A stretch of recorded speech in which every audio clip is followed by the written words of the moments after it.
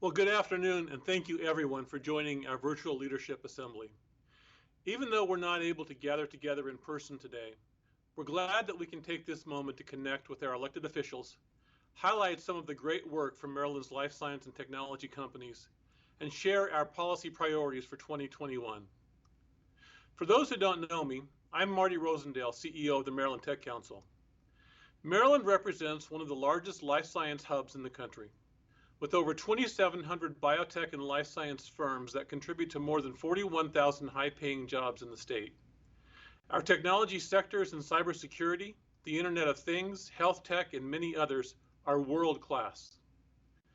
With over 460 members who drive innovation and benefit our communities, the Maryland Tech Council is the premier technology council working year-round to advocate for interests impacting the life sciences and technology industries in Maryland. On behalf of our members, we engage with policymakers at the local, state, and federal levels to address threats and opportunities that are critical for the business interests of highly competitive life science and technology companies. The Tech Council also serves as an important connector between businesses, communities, and the government, facilitating conversations and driving important change. Over the past year, our members have focused on overcoming the challenges presented by the COVID-19 pandemic and recession. Many have been integral to directly combating the pandemic.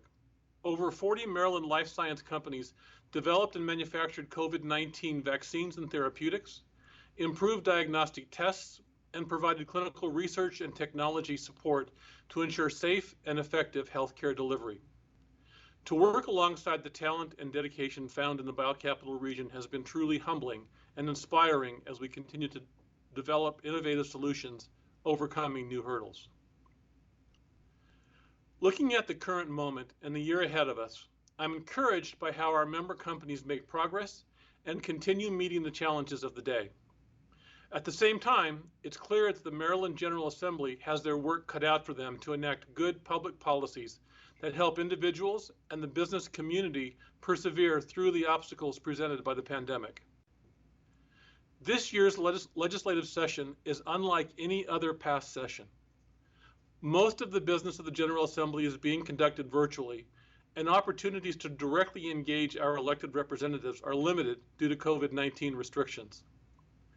However, the Maryland Tech Council will continue being a principal voice in Annapolis and will influence and support legislation to keep Maryland a national leader in entrepreneurship and innovation.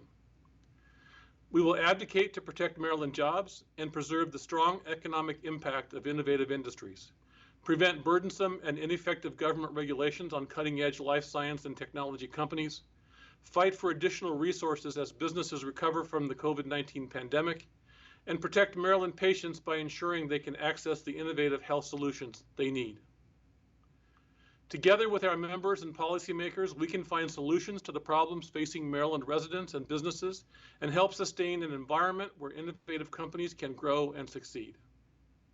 Again, I'd like to thank our sponsors for their support of today's event. Our title sponsor, AT&T, the legislative host sponsors, Alexandria Real Estate Equities, Amgen, AstraZeneca, the Maryland Department of Commerce, Eli Lilly and Company, Pfizer, and Iron Bow Technologies. So now I'd like to introduce Tim Lydon, Chair of the Maryland Tech Council Legislative Coalition and member of the MTC Executive Committee of the Board. Tim is a Director of State Government Affairs for Eli Lilly and Company and guides our efforts in Annapolis so that we can advance our policy priorities. He'll provide an overview of the legislative priorities for the Maryland Tech Council this year.